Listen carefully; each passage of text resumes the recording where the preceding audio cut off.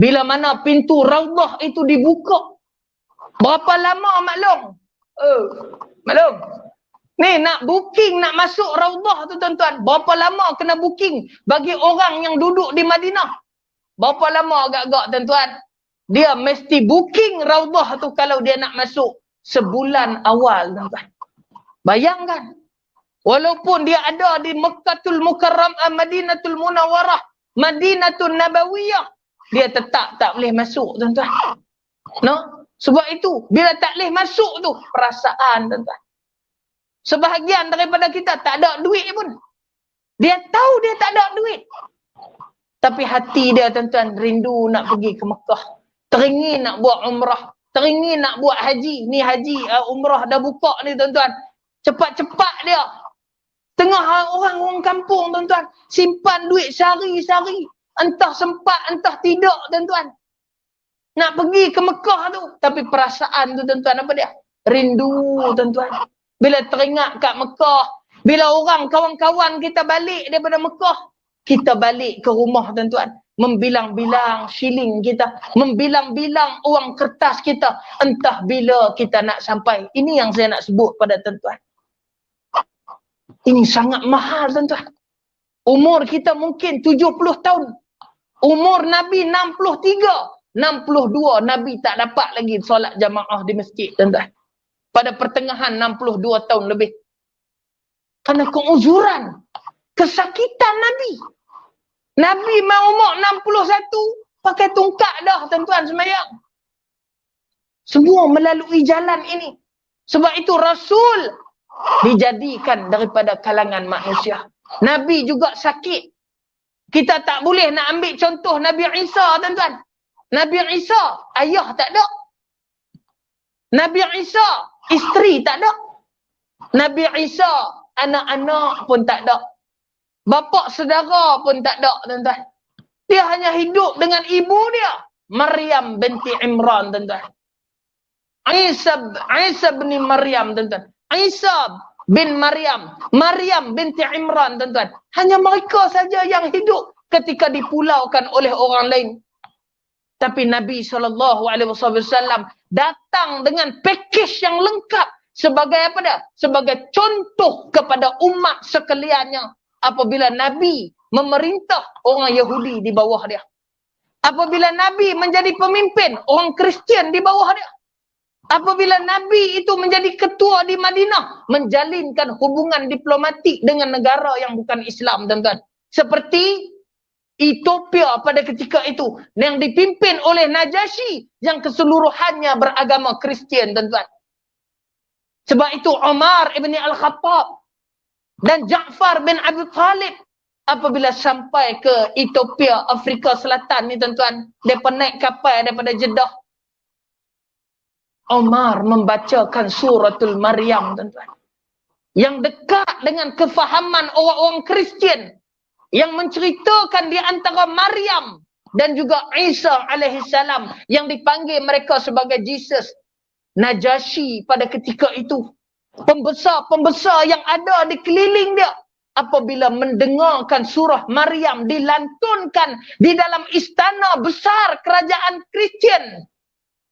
Najasyi menangis sehingga basah janggut-janggutnya. Para pemimpin dan pembesar negeri teriak tuan-tuan, basah baju-baju mereka ketika mendengarkan surah Maryam dibacakan oleh Umar bin Al-Khattab radhiyallahu anhu ajma'in. Sebab itu soal kerinduan.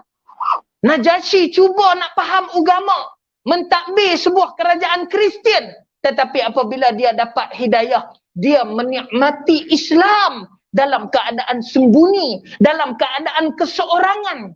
Sehinggalah dia meninggal. Nabi masih hidup tuan-tuan. Nabi kata, qumus salah ila rajulin salih. Bangun kita semayang sunat, semayang jenazah ghaib. Pada ketika itu dia di Afrika Selatan. Mereka tak pernah berjumpa. Tapi seorang sahabat yang baik tuan-tuan. Nabi tak pernah jumpa. Nabi tak pernah tengok muka Najasyi. Najasyi tak pernah tengok muka Nabi. Tetapi mereka hanya berkawan melalui surat menyurat dan hubungan. Sudah tentu Nabi merindui Najasyi, apa yang dipanggil sebagai As'amah namanya. Pada hari dia mati, tuan-tuan. Itulah kali pertama Nabi solat jenazah ghaib kepada sahabat dia yang jauh di Afrika sana. Nabi kata, bangkitlah kita semua. Solatkan jenazah kepada lelaki soleh yang telah meninggal pada hari ini. Kerana turun wahyu, tuan-tuan. Siapa dia? As'amah. Iaitu yang dipanggil sebagai Najasyi. Walaupun mata tak pernah melihat, tuan-tuan. Suara tidak pernah didengar. Tetapi Nabi menghargai sahabat dia yang pernah melindungi 102 orang Islam ketika mana Islam dah tak boleh pergi di Mekah. Nabi terpaksa hantar ke negeri orang bukan Islam untuk mendapat perlindungan yang dipanggil sebagai suaka politik pada hari ini. Sebab tu saya nak bawa pada tuan-tuan hari ini. Tanya balik diri kita. Sejauh mana kita merindui pemilik kepada syariat ini, tuan-tuan. Sebab tu kadang-kadang kita buat agama. Kita tak tahu bahawa satu hari nanti kita takkan boleh duduk lagi di dalam saf. Nabi, tuan-tuan, di dalam hadis yang diriwayatkan oleh Imam Muslim. Ketika para sahabat datang kepada Nabi. Bertanya kepada Nabi, wahai Rasulullah, kami nak ikut engkau pergi berjihad. Kami nak ikut engkau pergi dakwah. Kami nak bantu agama engkau. Kami nak tegakkan kalimah Allah di tengah medan jihad. Nabi pada ketika itu dalam kesusahan. Orang Islam tak ada duit, tuan-tuan. Orang Islam susah. Nabi tanya kepada mereka, apa yang kau ada untuk kau bawa di dalam peperangan nanti? Dia kata, adakah kamu ada pedang? Tak ada. Adakah kamu ada baju besi? Tak ada. Adakah kamu ada kuda ataupun kenderaan? Tak ada. Tuan-tuan, maka Nabi kata, tak apalah. Untuk kali ini, kamu tak perlulah ikut aku. Kerana kamu tak ada apa yang boleh digunakan untuk berjihad ke jalan Allah. Tuan-tuan, turun Quran dalam surah At-Taubah. Memuji golongan ni, tuan-tuan. Quran kata apa? Tawallau wa a'yunuhum. Wa a'yunuhum. Tuhan puji mereka. Tafidu minad dam'i hazanan alla yujidu ma yunfiqun. Allah kata apa? Mereka berpaling. Mereka memalingkan wajah mereka. Namun, tuan-tuan, sedangkan mata mereka dipenuhi dengan air mata. Tuan-tuan, mereka nak berjihad tapi tak ada pedang. Mereka nak bantu Nabi dalam medan tapi tak ada kenderaan. Nabi juga susah pada zaman tersebut. Terpaksa minta sumbangan daripada kalangan sahabat yang kaya seperti Abdul Rahman bin Auf, Ka'ab, tuan-tuan. Yang ada duit sikit Nabi minta mereka bagi. Habis harta mereka. Abu Bakar As-Siddiq, Uthman bin Affan memberikan harta mereka. Tapi tak cukup juga, tuan-tuan. Walaupun Nabi tak wajibkan semua pergi berperang. Siapa tak mau pergi, tak apa, tuan-tuan. Sebab tu Nabi kata, tuan-tuan. Nabi kata apa? Inna bil madinati. Sesungguhnya di Madinah ni. La rijalan masirtu masiratan. Akan ada orang yang mana kamu tidak melalui satu perjalanan. Wala qata'tu wadiyan. Illa kanu ma'akum. Melainkan kamu lalu satu lembah, lalu satu jalan. Melainkan mereka akan bersama dengan kamu. Tu kata sahabat, tuan-tuan. Para sahabat tinggalkan semua harta. Tinggalkan rumah. Sebiji-sebiji, tuan-tuan. Kalau kau nelak tu, tinggalkan macam tu lah. Tekan pintu pagar, tek, tuan-tuan. Tinggal, tutup, tak ambil apa. Sopa hak beli kat Kot Mehmet. Prem Malong hak beli kat Pakistan tu. Bayang 7 kali, tuan-tuan. Hak tak habis lagi tu. No, kita beli. Semuanya tinggal. Demi apa? Demi nak ikut Nabi berjuang dan berhijrah ke Madinatul Munawwarah, tuan-tuan. Tetapi Nabi kata, habasahumul marab.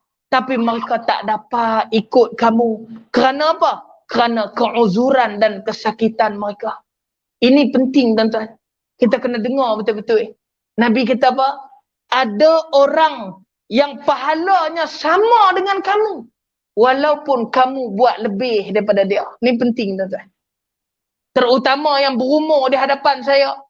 Terutama yang telah uzur tuan-tuan. Yang dah ada sakit. Tuan-tuan kena ingat satu benda yang Nabi pesan. Nabi kata apa? Ada orang yang pahala dia sama dengan kamu. Sedangkan kamu buat lebih daripada dia. Maksud dia apa tuan-tuan? Ada orang yang tak pergi berperang. Tapi dia dapat pahala berperang. Ada orang yang tak pergi ke masjid. Tetapi dia dapat pahala pergi ke masjid tuan-tuan. Inilah yang Nabi sebut tuan-tuan. Yang perlu kita rasa, ya Allah, inilah hakikat agama tuan-tuan. Tuhan sayang kita. Tuhan sentiasa menantikan kita. Walaupun kita tinggalkan Tuhan. Tapi Allah tidak pernah meninggalkan kita keseorangan tuan-tuan. Allah tidak pernah meninggalkan kita.